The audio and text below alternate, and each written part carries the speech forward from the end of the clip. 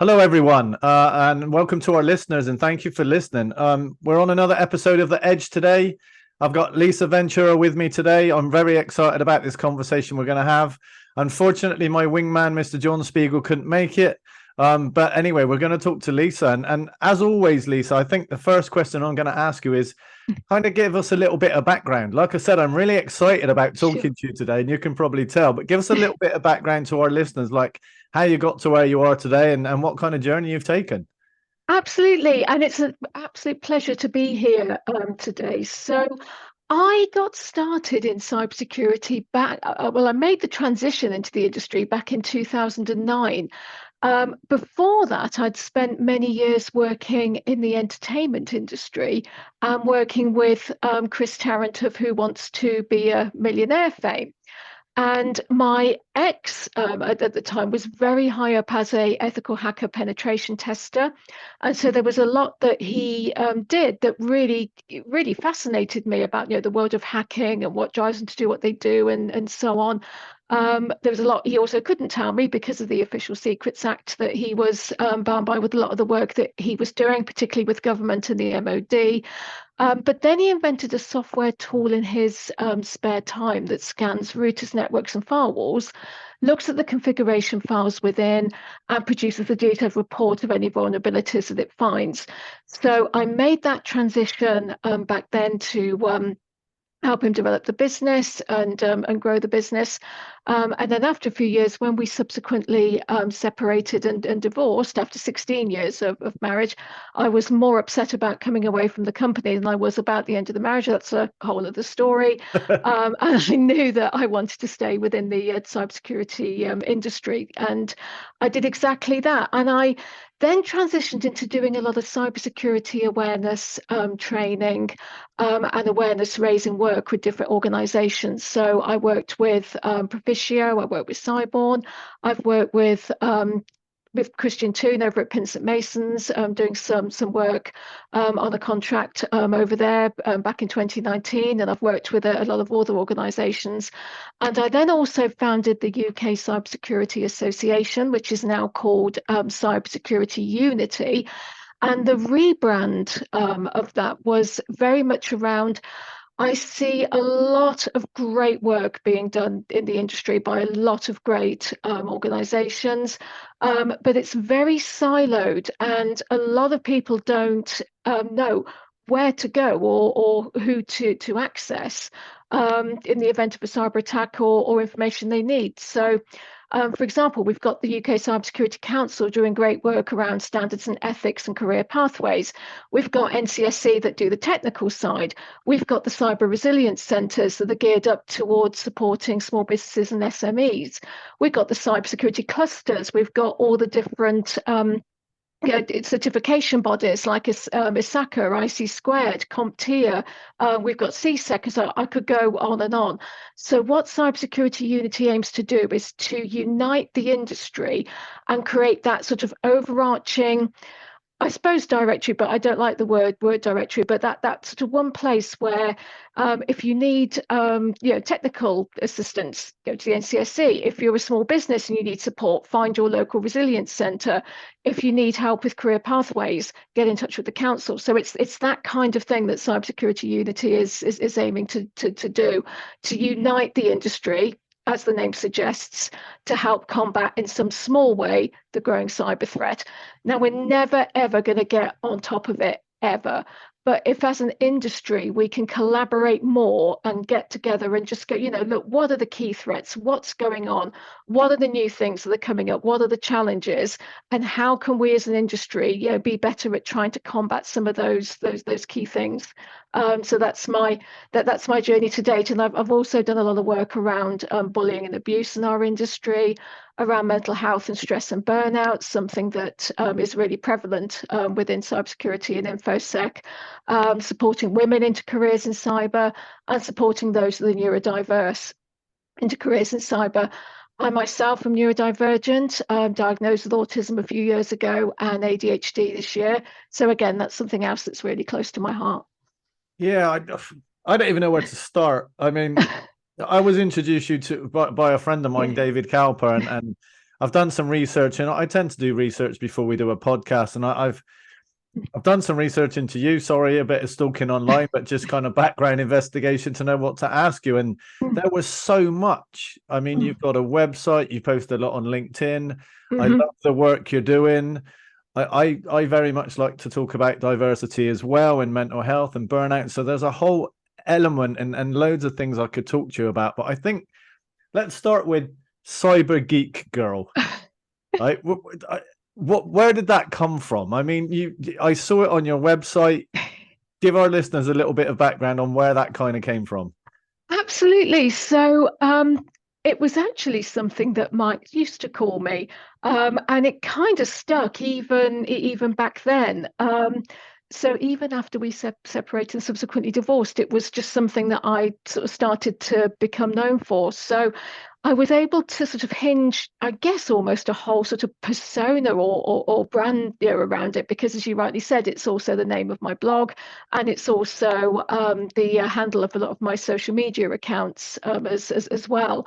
So it was just something that was said in a little bit of fun by my ex, but it actually sort of stuck, and many years later I'm still known as Cyber Geek Girl.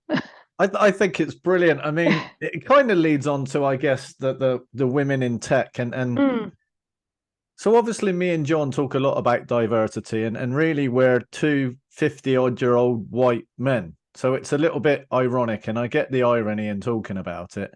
But I spent most of my career, I mean, I've been in IT 25 plus years, and historically there was no diversity of any shape or form, right? And everybody was male, similar age, because obviously we grew into IT when it was first created, and it was very much seen as a male-dominated kind of environment. And I see a lot of value in diversity, whether that be sex, culture, whatever it might be. I see value in it because if everybody's the same and they're a clone of the same, and they've been brought up in the same way, in the same environment, in the same culture, whatever problem they come across, they're more than likely going to try and resolve in the same way. Okay. So I like people that think differently, have come from different backgrounds, whether they're male, female, whatever it might be, is irrelevant to me. I like a mix of people and diversity across my team, because I believe it comes with power. But I wonder, cyber's a different place than IT. I mean, security kind of grew out of information technology, grew out of IT. But IT definitely, I think even still now, is quite male dominated. If you're going into a real technical field, if you're going into, I don't know, networking or whatever it might be. Why do you think it's different in cyber? Why do you think there's so much diversity? Why is it? I mean, I've got my ideas, but I wonder what you think. I think it's getting a lot better, but even the report that was released from the UK government from this last week, talking about diversity in cybersecurity, the percentage of women coming into the industry has actually gone down a fraction in the last year. Now it is a fraction, but the fact remains it's still gone down a bit. And I'm looking at a lot of the potential reasons for that. Now, it could just be that women don't feel as welcome or as included or so on to come into the industry. And I've actually just written an article for Women in Security magazine in Australia around cybersecurity's image problem. And by that, I mean the imagery around it is all very much of the script kiddie, with his hoodie on, huddled over the computer, and the blue, and the key, the padlocks and the keys and all and so on. And I would really look to try and get away from some of that stereotypical imagery, where I've even had it said to myself that that's actually really off-putting. And there's also been quite a prevalence of bullying and abuse within our industry as well. Yeah. And that's also been quite off-putting to a lot of women and people from more diverse backgrounds coming into the industry. I myself have been targeted and subjected to this. So I'm absolutely no stranger to it, which is why it's something I talk a lot about. And I think we still have a long way to go, even in cybersecurity, to attract those diverse teams. That said, there are some organizations that are actually doing really well on the diversity front.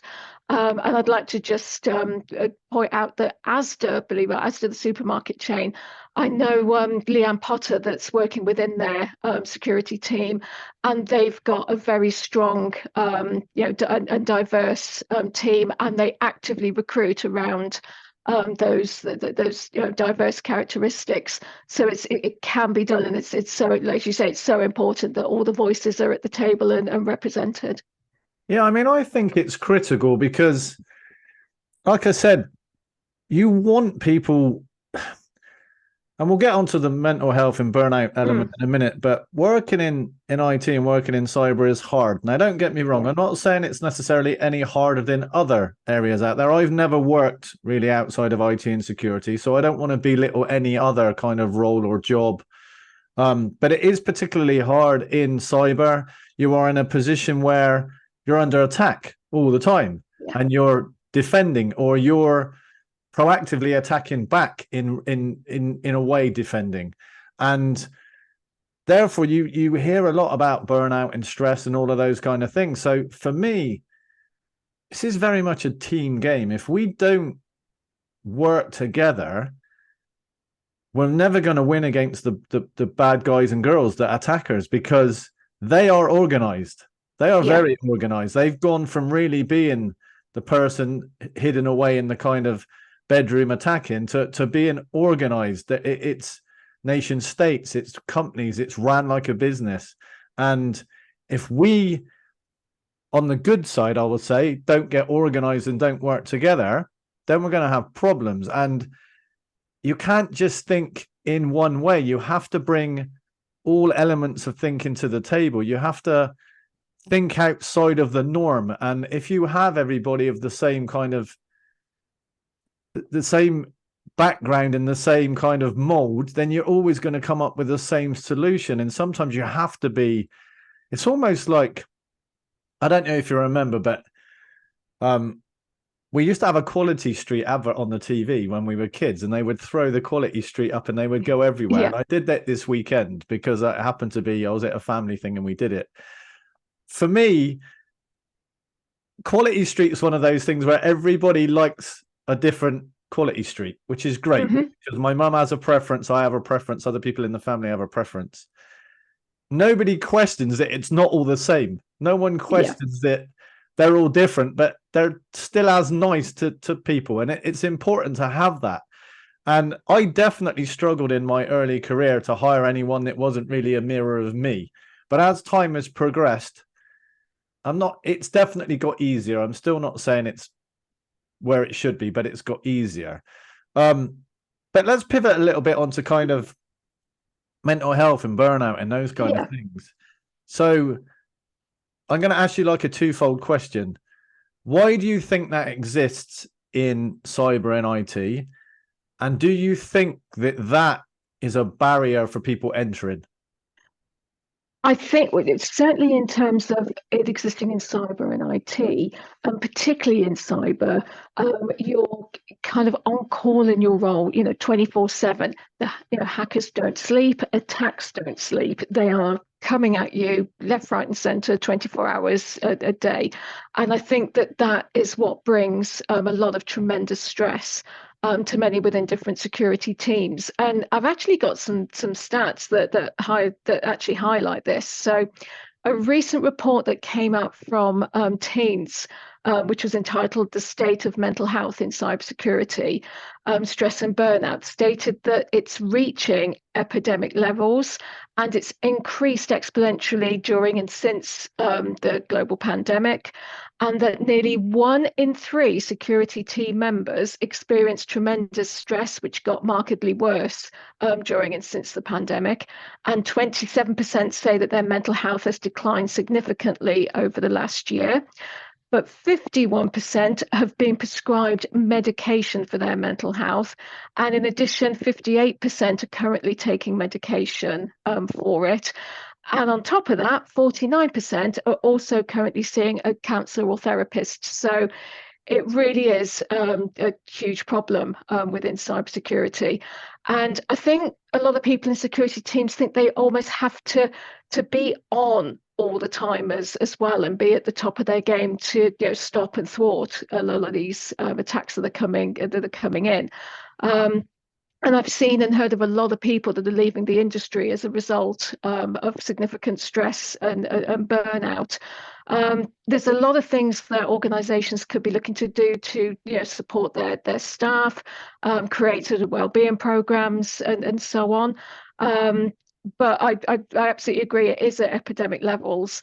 And I certainly and I decided to train as a coach and as a mental health first aider to help people that are going through significant stress and burnout. And even if it's just having that ear of somebody to talk to that's completely impartial, not part of the organization, just somebody they could get on a call to and just vent and go, oh, do you know what, but this happened, or I've had this to deal with, and so on. Just to talk, just to get it off the chest is just so important.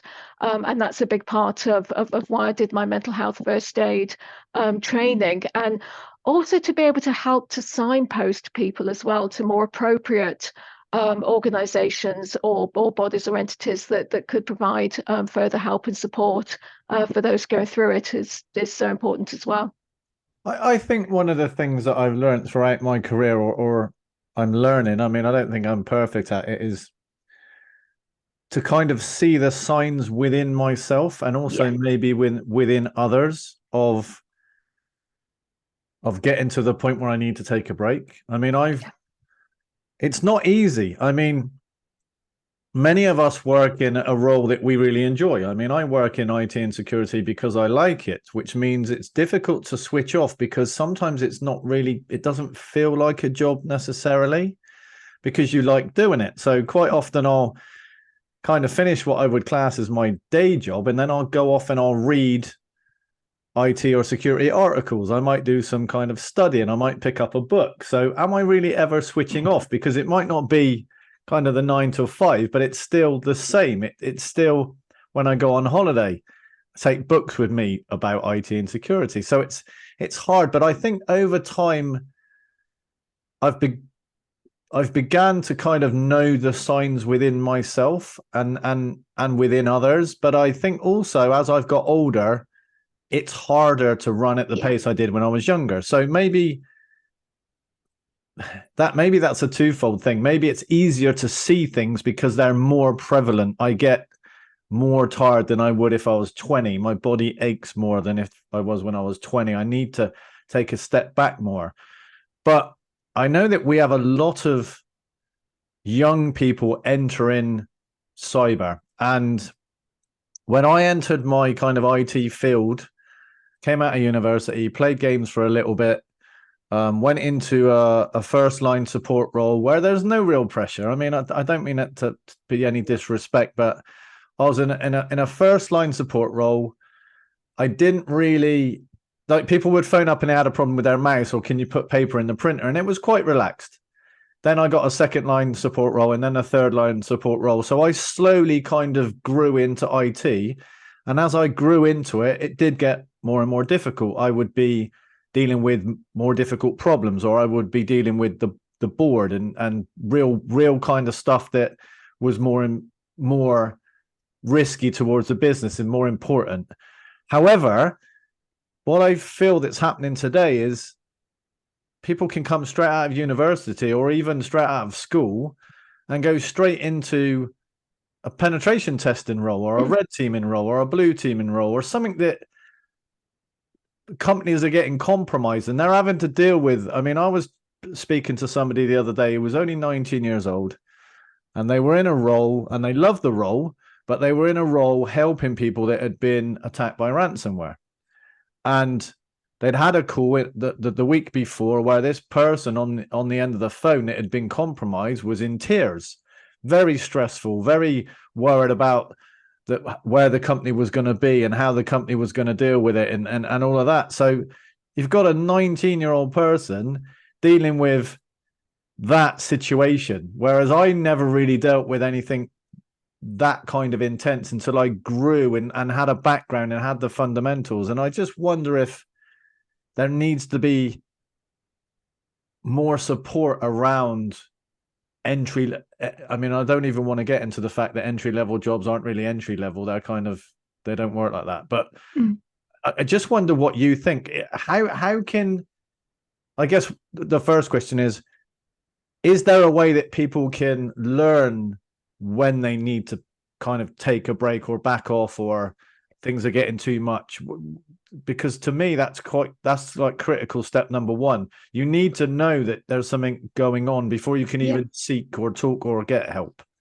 Absolutely. And that's something I do a lot of awareness raising around, and for all staff employees at all organizations, whether their level, age, etc., is, know yourself and know the signs and the things that are there with you. That means that you need to just take a stop and take that really important break. I'm always doing that. I get to every Friday, I go, right, how am I doing? Do I need to sort of take a bit more of a longer break? Do I need to make sure I completely switch off this weekend, or can I fit in that extra bit of training or an article to write or work and so on? And I think the biggest analogy that I use in communicating this is, it's like putting on your own oxygen mask. So yourself, if you're the situation, the plane, they always say to you, get your own oxygen mask on first before you can help others put their oxygen masks on. And it is so true. So before I can help anyone, I'm always looking at myself and doing an audit to see how I'm doing, because I can't help anybody else unless my own oxygen mask is on first. And that's the first bit of advice that I'll give to anyone is, look at yourself, know the signs, feel when it's creeping in, make sure you take those really important breaks, because they're going to stand you in much better stead for you to be more efficient and do a much better job in the long run. Yeah, I think one of the things that I know that I've suffered with, and people that I've kind of mentored or coached or been mentored by, one of the things we've all suffered with is this feeling of guilt when we're not working. And what I mean by that is, it's quite often, certainly in the role that I've been in over the last year or even before that, that I would have to work with a lot of different time zones. So I'd either be working quite early with, say, Asia, or quite late with the US. And then I'd try and give myself a little bit of a break the next day. So I may work until, say, 10, 11, 12 at night, and then think, okay, I'll start a little bit later tomorrow because I put a shift in last night. Or what I'll try and do is instead of starting at 8 or 9 in the morning and work until 9 or 10 o'clock at night, I'll shift my hours a little bit and start at, say, midday. But I always had this, I had two things: guilt that I should be always available, always online, and also this kind of fear of, are people going to think I'm not working hard? Yeah. And that's hard. I mean, I still sometimes have that today. And it's one of those things where, and it's very difficult to quantify, but I know that I will get the best out of me, that the company will get the best out of me if I've taken a break, if I've taken a rest. If I try and do 5 12-hour days, I'm probably going to achieve less or no more than if I'd have just done 5 8-hour days. All it becomes then is presence. You're just there. You're not actually really delivering. But it took me until the age that I am now to realize that. Obviously, when I was 20 years old, I could put in lots of long days and maybe my batteries recharged a lot quicker. They don't recharge as quick anymore. I will take some time off and my batteries don't recharge at the same rate. And also I've realized that, and maybe I've only really realized this recently, that if I've got a very, very busy week and then I have a very, very busy weekend where I'm doing a lot of stuff, I'm, don't know, working in the garden, visiting family, visiting friends, going out for dinner, that is not going to recharge my batteries. In fact, I end up burning the batteries in the week and then burning them on the weekend and starting Monday morning in a worse condition than I should really be because I haven't done it. Yeah. But equally, I don't want to miss out as well. I don't want my weekends to be just doing nothing because I'm recharging my batteries. I mean, this feels like a bit like a counseling session, but what would your advice to me be? Or people in that kind of situation, how do you not have that guilt and get the rest that you should get? I mean, for me, and what I would say is that learning to prioritize self. And you're so right, it's easy to slip into that fear of missing out and cramming so much into your weekends in evenings that it spills out into what you do during the day. So I always try to say this: don't have to feel guilty about making yourself a priority.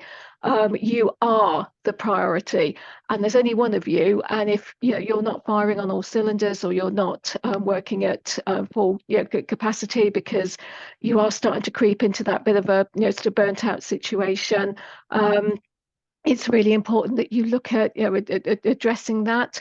And it is difficult because I used to be the same. I used to do all hours and all day and weekends and what have you. But now I will just stop at the weekends, and even if it's just that I'm watching a film or doing a bit of bullet journaling or just something else that's absolutely nothing to do with work or what I do whatsoever, just means that I can have that mental break, that I can just sort of solidify things that might be going through my head, and just come up with some different angles or solutions for things or so on, quite organically without even really sort of thinking about it. But it is so important to look after yourself and put yourself first, and that's before work or anything. Even one of the things that I used to have to do was look after my parents, especially my dad when he was in ill health. But that took such a tremendous toll on myself and my husband that we had to pull back from doing that. And it was hard, but we had to put our own oxygen masks on. We couldn't be that all thing to all people, because the toll it was taking on our mental health was just immense.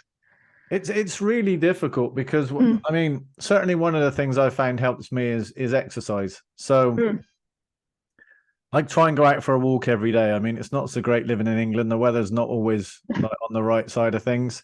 But I always try and take an hour, get up, go for a walk, listen to a little bit of music. And I can't just walk. And this, because I think about work, and I think because I quite like doing what I do. So it always comes into my head. So if I listen to music or I listen to a podcast that isn't kind of work related, it gives me that break. And I've certainly over the last 2 or 3 years, like really since kind of the middle of the pandemic, decided that I need to prioritize myself. It as much as it may sound a bit selfish, and probably it is a priority, because like you said, and I've never heard the oxygen mask kind of thing before, but you can't help anybody if you're not in the right frame of mind, or you don't have the strength, or your mental health isn't okay. And actually, I'm very lucky to have a lot of friends around me that are really good to talk to, and we quite often kind of put the oxygen mask on each other, but only if we're feeling okay. You can't expend that energy if you don't have it. Okay, let's pivot again. Like I said, I could talk to you all day on these topics. I read an article of yours online that I think it was titled "Is Your Child Safe Online?" And it struck quite a big thing with me, because a lot of my friends have got younger children, and the world has changed. I mean, if you spoke to people about cybersecurity 5 years ago, or ransomware, or social engineering, and all these things, no one outside of like the environment we work in really would have a clue what we were talking about.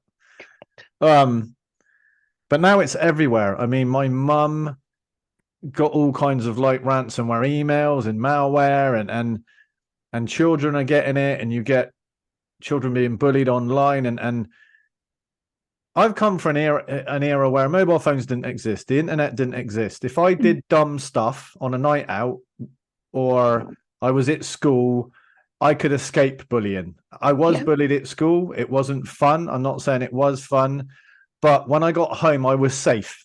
I was in my house. I was away from that. It still wasn't a great experience, but at least I had a safe place to go. Today, everybody's connected. No matter, almost as soon as you give your child a mobile phone, they are connected.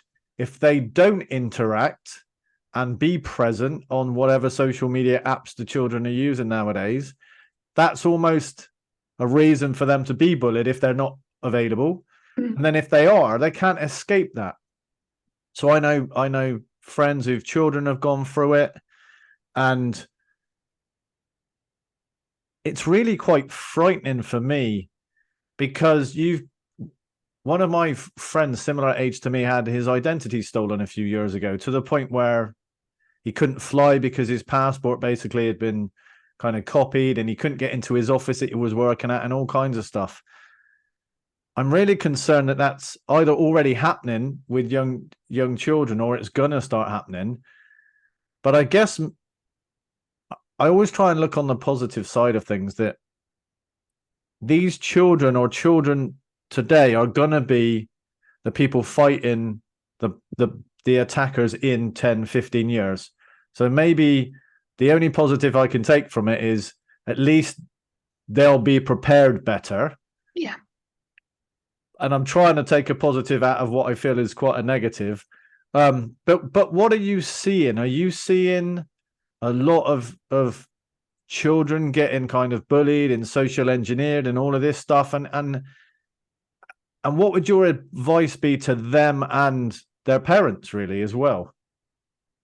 I can relate, because I think we're of that sort of similar generation, that I can relate to a lot of what you said about. I myself was also bullied massively from the moment I went through the school gates.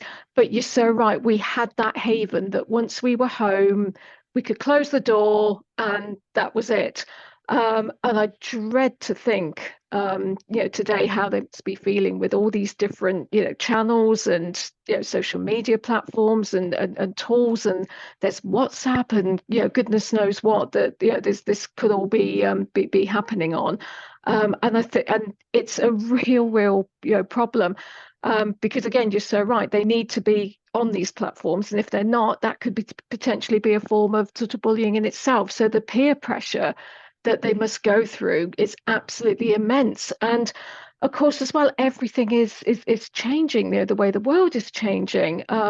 There's just so much more going on, and that even if they don't know the right word for something or the terminology, there could be cancelling consequences and so on. It's an absolute minefield. It really is, and advice for them and parents and so on is, I think parents do need to keep a tabs on what social media and channels and things that they're on and what they're doing, and of course from when they're very little they get given a tablet or a phone or something to keep them occupied, so they grow up with these things almost as an extension of themselves.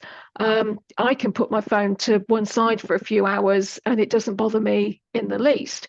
But I'm guessing that some of them will have the phone is literally, and the tablets are literally the extensions of themselves, and they've known nothing else apart from those devices.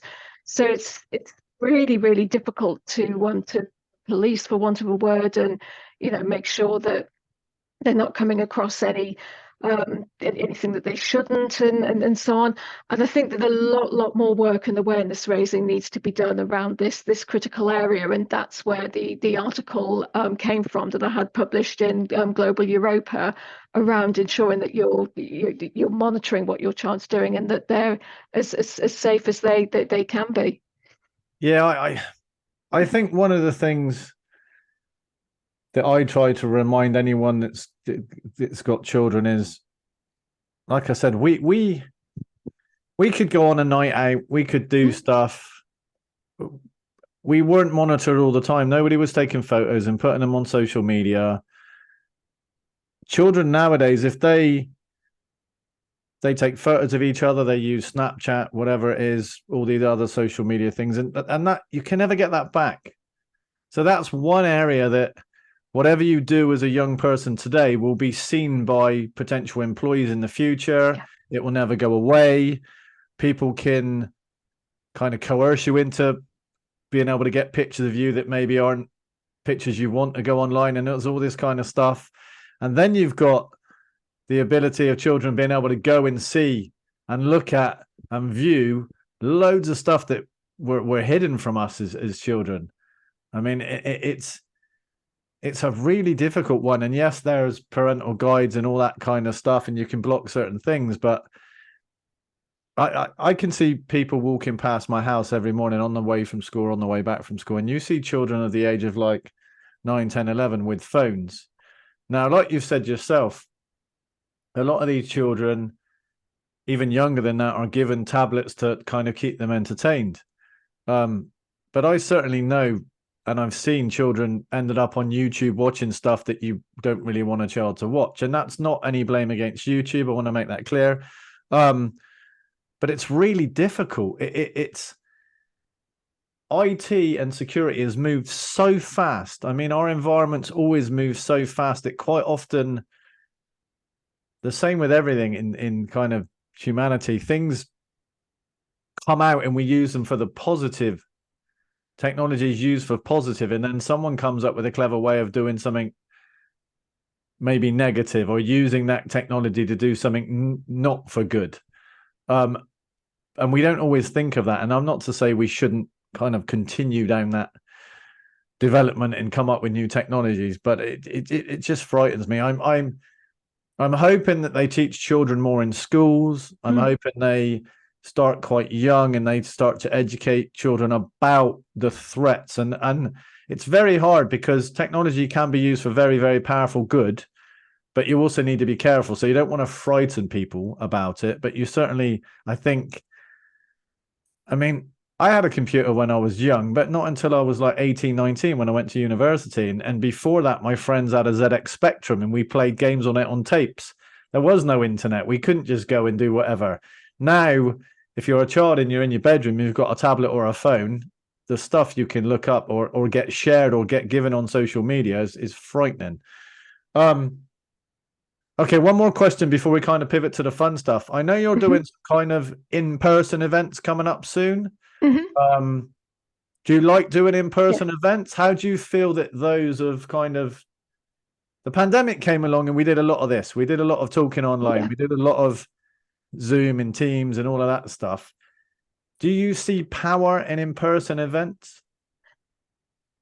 I can talk about my experience as somebody that's neurodivergent with autism and ADHD. I don't mind the in-person events and I do enjoy doing them, but I do have to factor in time after each one just to decompress and just to, I guess, sort of get over them. So, I mean, for example, I went to InfoSec for the first time this year since before the pandemic at Excel. And I made sure that I blocked out the rest of the week just to recover from all the noise and the the overload and all the different things and people sort of stopping me as I walked around and so on, which was great, and which was the whole point of it, was to go and see as many people and talk to as many people within the industry as possible that I hadn't seen for a long time, and some that I'd never met in person. I'd only got to know during the pandemic when we are talking like this. Never met them in person until I was at InfoSec earlier this year. So I still think there's a lot of value in them, and I still enjoy doing a lot of the in-person events. But honestly, I like the mix. So I love the way that we're doing it now, and I also love the face-to-face as well. And for me, it just gives me that bit more, I guess, choice. And if there was an event that the Cyber Wales cluster held a couple of weeks ago that they did as a hybrid event. So they had a virtual joining and an in-person. And getting to Cardiff is a good couple of hours or so from me, so it's not the easiest journey to make, but it meant that I could still join and still participate from the hybrid perspective. So I really do would like to put a kind of almost a plea out to event organisers as to try and get the hybrid aspect of it as far as possible as well, because I think you'll generate a lot more audience that way. Of course, you've got things like the train strikes and stuff like that. I mean, I drive, but I hate driving in London and Birmingham, Manchester, where a lot of these things take place. So the train's the next option, and 9 times out of 10, the trains are on strike. So it's having that sort of virtual option really does make life a lot easier at the moment. I think the key thing you said was right at the start was blocking out time, kind of recovery, that putting your own oxygen mask on and giving yourself that, because these kind of, whether they're face-to-face or even virtual events, can take a lot out of you. I mean, I enjoy doing these podcast things, but there's the prep, there's kind of, I mean, I love it, but it's still tiring. And doing in-person events are even more tiring, because I was also at InfoSec, and I went because I wanted to see people that I'd never met face-to-face, and also catch up with some people I had. But it's hard. There's a lot of walking, there's a lot of kind of, you eat at different times and you meet different people, and there's the kind of anxiety and the stress and all of those other things. So I think putting that oxygen mask on is a key learn. Okay, fun stuff, because we're running out of time. It's been great speaking to you. I always talk about food. One of my hobbies is eating. Okay.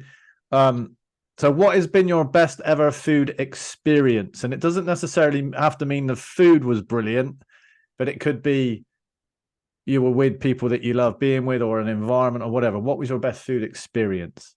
And I'm not just saying this because I come from Italian heritage, but I love the food in Italy.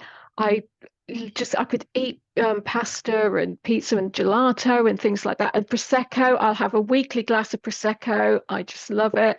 And I'm not just saying this at all because of my Italian heritage, but what I love as well is it's like an event. So everybody gets together over food, and you catch up and you talk and you share. And so yeah, for me, the whole, I guess, Italian experience of food. Okay, so I'm going to ask you a question that John would hate me asking you. Should you put pineapple on pizza? No. Okay, I'm glad you're in the no camp, because John is very much in the yes camp, and I'm very much in the no camp, and there doesn't seem to be much in between. But one final question then before we kind of close. Sure. I've spent quite a lot of time in Italy. I love Italy. I've spent a lot of time in Rome, Milan. I did Puglia last year. I've done Tuscany and Florence and all of that stuff. Where is your favorite place that you've been to in Italy? And where would you go to if you could again, or that you've never been in Italy that you'd like to go to? I've been a lot of places like yourself in Italy as well, but for me, the place that I will always gravitate to is where my family origins were, which is in Calabria, in the mountains. But then 20 minutes away, you've got the beach, and then just a bit further down, you've got Cosenza, which is the next sort of big city. But then 2 hours or so down from where my family originated from, you get on the ferry at Reggio Calabria, and you go across to Sicily. So I just love that it's just kind of all there, and it's a bit like almost time sort of stood still. So it's all very rural, and a lot of the technology hasn't really made its way, down there. So you can switch off there quite nicely. So that's certainly the area of Italy that I always gravitate to and love going back to. Yeah, see, I want to go back, and we were talking about going to Cinque Terre. I think I probably pronounced that really badly, but also to Venice. So I was thinking of going in, doing like the West Coast, and then going over and doing Venice, and then coming home. But I love it. I love the food. I love the people. It's very different from the north to the south. I mean, yes, we did Amalfi Coast, Sorrento. I've been to Matera and all of those areas in Bari and Ostuni, and I love it. So I definitely think I'd like to go back. But yeah, I mean, let's wrap up. I've had a great time talking to you. I always know it's people are a great guest. When I look down at the clock and I'm like, wow, we've done 45 minutes and it's just gone past like mad. So I'd love to have you back on when John can be available, but I really appreciate it. I think you've got some great insights. I will tag your website when we publish. You've got some fantastic articles and some really kind of human factor stuff. We work in an environment and everyone assumes it's tech. Everyone I ever talk to assumes I work with technology. And yes, that's part of the reasons why I do what I do, because I love technology. But also there's a very much a human factor, right? And we shouldn't forget that. And I think maybe we haven't been great at talking about it. The pandemic came along, everyone got really, really busy, and maybe we've forgotten a little bit about the human element. But for me, it's critical. And I'm glad you come on and I'm glad you talked about it. It's been fantastic. It's been an absolute pleasure, Jay. Thank you for having me. Thank you very much. Okay.